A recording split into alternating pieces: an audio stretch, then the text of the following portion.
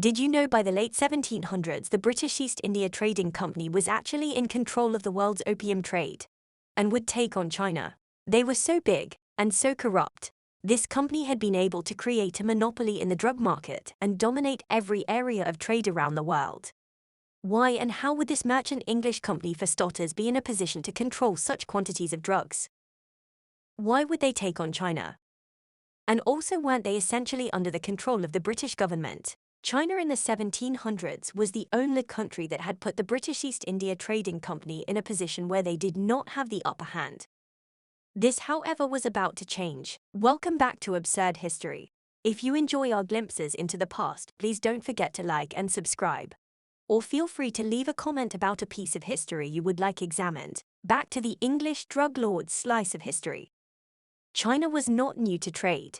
In fact, China had been trading for centuries along established trade routes such as the Silk Road, which pops up in history around 2nd century BCE. The Silk Road was a network of trade routes that connected China with the Roman Empire and other parts of the ancient world. And it was named after the valuable silk goods that were traded along this route. You then had the Maritime Silk Road, which is believed to have emerged during the Han Dynasty, 202 till 201 BCE, as a sea-based trade route connecting China with Southeast Asia, South Asia, the Persian Gulf, and the Red Sea. The Maritime Silk Road allowed the trade of goods, such as silk, porcelain, and spices.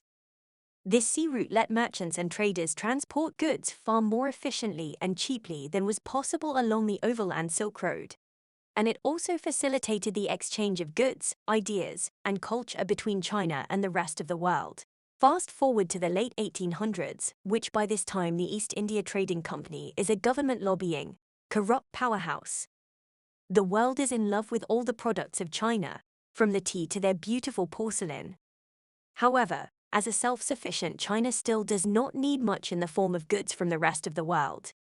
Yes, they did import spices and other bits and pieces, but at every deal it's all the British handing over more and more silver. This is the important point. At this time Britain was facing a silver shortage. This was a problem from the royals down. Something had to change. However, the constant growing demands of Chinese tea and other goods had not stemmed. But the problem was, Britain did not have enough silver to pay for these imports. And so the British began to trade opium.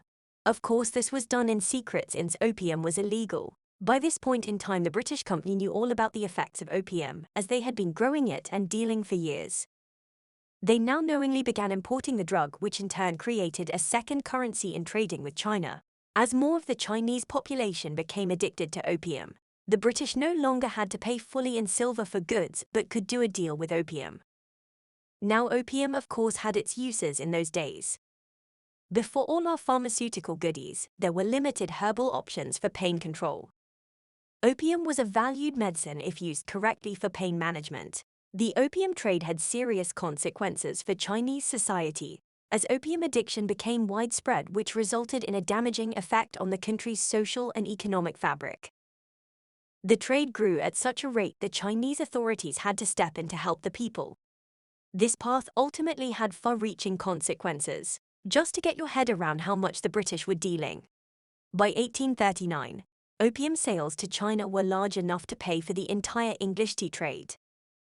That is one massive drug deal. China was now faced with millions of addicts, and opium was eroding the very foundation of China. Chinese authorities stepped in during 1839. They went to the Canton ports and forced the British Chief Superintendent of Trade in China, Charles Elliot, to hand over all the stocks of opium for destruction. Now this was not a small amount. More than 20,000 chests of opium, some 1,400 tons of the drug were located in various traders' warehouses. And it all had to be destroyed. For reference, the New Zealand Army recently found 3.2 tons of cocaine. Yes, it is a different narcotic, but just for $1 reference point. Now this cocaine was found in 2023 floating in the ocean. It is said to have a street value of 315 million. So for the Chinese government in 1839 to burn not 3.2 but 1,400 tons of heroin right in the faces of the British, let's just say it would have been an intense situation. This was the match that lit the fire of the First Opium War, mixed in the fact that the British were already sick of only being allowed to use one port in China, plus some other diplomatic annoyances. It was time for the trading company to flex its muscle. It was then made even worse later in July when some drunken British sailors killed a Chinese villager. The British government, which did not wish its subjects to be tried in the Chinese legal system, refused to turn the accused men over to the Chinese courts. Role in the British Navy, and from 1839 to 1842 there were violent skirmishes on boat and land. The British took control of forts from the coast, up the Pearl River to Nanjing. The Chinese did resist, but ultimately the organized British held off and took control, seeking peace. Negotiations happened quickly, resulting in the Treaty of Nanjing. Now, not only did the British want more access to trade, they made sure the Chinese were punished for making opium illegal. They required China to pay a large sum of money to cover the destroyed opium back in 1839. The Chinese also had to increase the amount of ports that Britain could use for trade. Plus, they had to hand over Hong Kong Island for British rule. The Chinese did not endure this English treaty well, and further wars broke out in 1856, not only with the British but the French as well. Ultimately, it ended in the Chinese conceding further financial payments, plus opium was forcibly made legal. This brute force that was used by the English government and the British East India Trading Company showed just how intertwined politics and trade really was. I mean, how did essentially a group of men who were in sea trade grow so large and corrupt that they could wind up punishing a country? Also, how did they become the world's largest drug dealer? The British East India Company was an English company formed for the exploitation of trade with East and Southeast Asia and India. It was chartered by Queen Elizabeth I on December 31, 1600, with the intent to favor trade privileges in the Indian Ocean region. The company soon became one of the leading forces in the establishment of British trade and domination in India, and eventually played a key role in the British colonization of India. The BEIC was widely considered to be highly corrupt and had significant control over trade and politics in India. The company used this power to further its own interests, often at the expense of the local population. Some examples of the BEIC's corrupt practices include bribery, theft, and the abuse of power. The company's employees, including many high-ranking officials, engaged in widespread corruption and exploitation, including the opium trade, which was a significant source of profit for the company. The BEIC also used its political power to impose high taxes on the Indian population, extract valuable resources, and gain monopoly control over trade. Not only was China greatly affected by this company, but the actions in India contributed to widespread poverty and oppression and helped to pave the way for British colonial rule in the country. The corruption and abuse of power was a major factor in the decline of the Mughal Empire and the eventual takeover of India by the British. About the company being drug lords, well, we have to get into the history of opium and the love affair England had with it that really kicked off in the 1600s. The humble poppy has been around in markets and used for its medicinal purposes since 3400 BC. It was used by the Sumerians, who referred to it as the joy plant, who in turn shared this with the Babylonians. By 1300 BC, the ancient Egyptians had created a thriving trade as they grew fields of poppies in Thebes. 460 BC, and the plant is used by the Greeks to help women's problems. In 400 AD, opium was introduced into China by Arab traders. Then not long later, in 330 BC, Alexander the Great introduced opium to the people of Persia and India.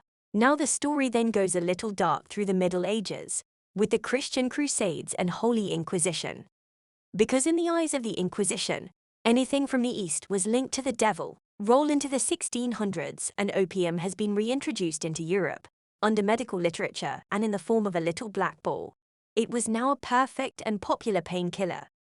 Not just in England, it is now being used and sold everywhere. From being smoked by the Dutch and Portuguese, to royalty.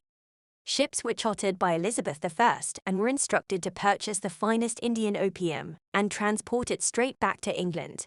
However, in 1729, the Chinese Emperor Yongcheng prohibited the smoking of opium and restricted its sales.